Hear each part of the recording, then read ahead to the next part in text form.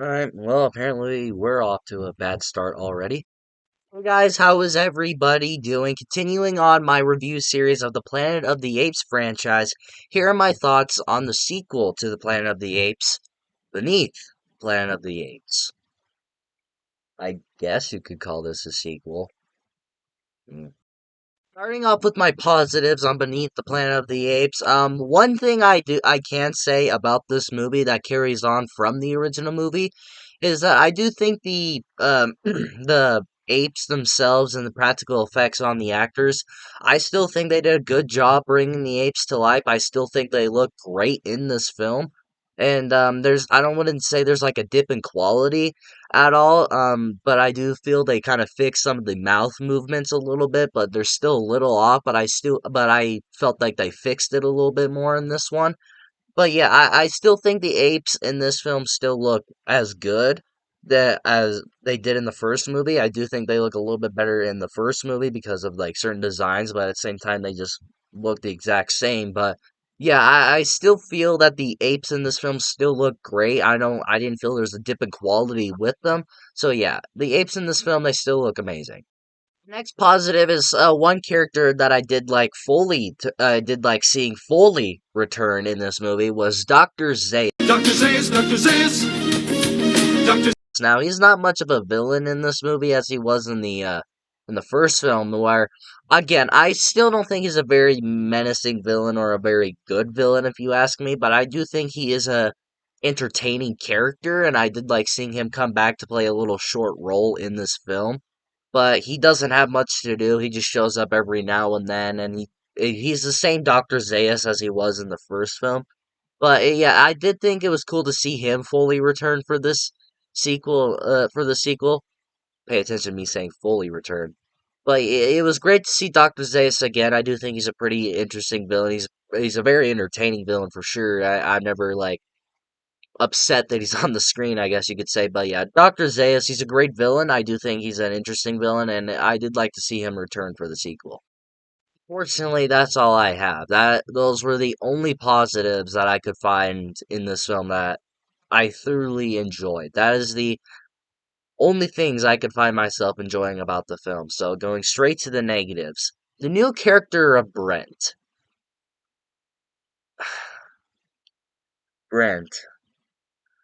Brent is basically Trevor. Not only does he look exactly like Trevor, he has the same fucking story as Taylor. Was I saying Trevor? I meant to say Taylor. He looks like Taylor, and he has the same fucking story as Taylor. He has nothing new. Nothing new to bring to this character. Not only does he look like him, beard and all, bright eyes and everything, but he comes to this future Earth the same way. His spaceship crashed from outer space. He has no idea where he is. His friend that he's with on this trip is now fucking dead. And then he sees Nova or whatever the name was of the love interest from the first movie on a horse, and he gets on the horse with her, and then he sees the entire planet is full of apes. Not only, and he also doesn't even find out that this is a future Earth. No one tells him that, by the way.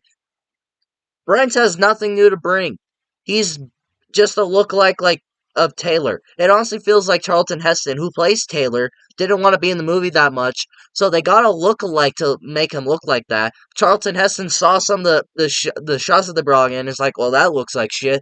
I'll finally come in. But the guy's like, oh, we already shot half the movie, so we're just gonna change this.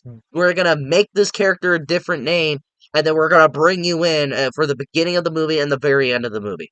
That's basically what they did, what it feels like. Brent brings nothing new to this movie. He is basically Taylor 2.0. He is the same exact character. Another thing, this movie unfortunately ruins the ending of the original movie Please, please don't say that. because they don't bring that into there. They don't express it. They don't talk about it. They don't try to like get to the past or anything. A good sequel to that original movie that I would like to see is Taylor trying to make a way back to the past Earth to make humans not stupid, so the planet won't be taken over by apes. But what did they do? They bring in this guy named Brent, and they basically just do a reboot. Is what they basically do.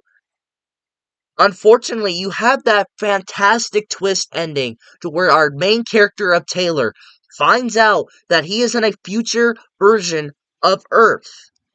But what do? Nothing! They do nothing with that. Why make a sequel when you have a perfect ending? You have a perfect ending, and then you make a sequel and you do shit with it. Don't get me wrong, a lot of sequels do that. A lot of sequels nowadays do that. Like, look at Evil Dead, for instance. Evil Dead 2 is basically a reboot of that first movie, but to me is just bigger, better, and bloodier. That is just how I look at Evil Dead 2, because it's basically a reboot, sure. It doesn't express the ending of that first movie. But when you get an ending of the Planet of the Apes, where our main character Taylor finds out he is in a future version of Earth, us as an audience are excited when we see a sequel coming out. It's like, oh, cool. Let's see what they're gonna do with that. But what did they do? Again, nothing. If you're going to have that ending and make a sequel, then actually get a good script to follow that up with. But instead, they just do a complete reboot, and they forget that ending ever fucking existed. Speaking of Taylor, I hate that they wasted Charlton Heston, because when I found out that he was going to be in the sequel, I was excited. I heard nothing about this movie. I heard no reviews. I didn't hear anything from fans. I heard nothing. So I was a bit skeptical going in. But what had my excitement brought up a little bit more was Charlton Heston, who played Taylor in the original film, was going to be coming back for the sequel. That had my interest. So, what did they do with him? Again, nothing. In the beginning of the film, the Brent Taylor lookalike, he shows up. He sees the love interest from the first movie wearing his necklace that's apparently NASA people have apparently. Sees that it has Taylor on there, wondering where he is, and then we get a flashback that's like 5 minutes long, and apparently he grabs a gun, he walks over to like the distance, and then he like falls through a fucking portal.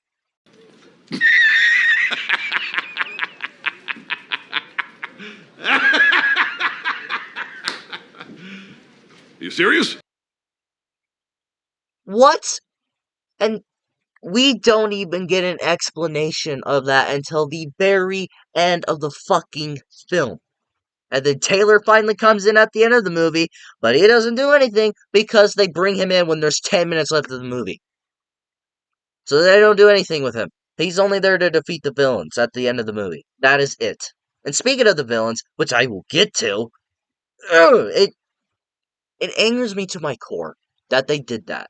You ruin the original ending, and then you just waste the main character from the first movie.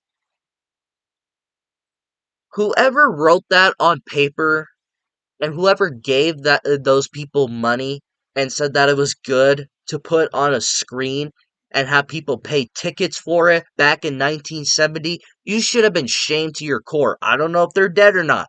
Maybe they're alive, but if you are alive, you should be shamed to your core. And if you're dead, rest in peace. Nobody deserves to die because of that reason. It just angers me because you have a great film of that film, of the original film. And then you follow it up with this, and it just angers me. If you want to talk about a whole different genre switch, yeah, this movie goes from being a Planet of the Apes film to a weird cult film of people trying to explain the world that we're in. I'm not making this up. There are people in this film that have telepathical powers, and they show the character of Brent memories of how this world came to be. Which on paper sounds interesting for sure, but it's like, okay, I don't really care. I'm just assuming humans just fucked up and everything just went to shit. But apparently they have to show us. And then there's a part where the villains, or like the main villains of this film, because apparently they just take the Planet of the Apes and they just slap them out of the movie. There's a part in this film, and it's like towards the end of the movie. I believe this was before or after they saved Taylor. I can't remember. So there's a part of the film, they take off their masks, and all you see is a face that is like gray and a bunch of veins plopping out. I'm assuming that is what is under our skin is what What the fuck is that? it's meant to be. But the prosthetics there look like dog shit, and it just looks stupid. And it just looks like they took gray paint, put it on a brush, and painted their face, and they put a little bit of red and blue on there a little bit. I was like, okay, go stand over there and look stupid for a little bit. That is the villains of the ending of this movie, and apparently the real villains of this entire world.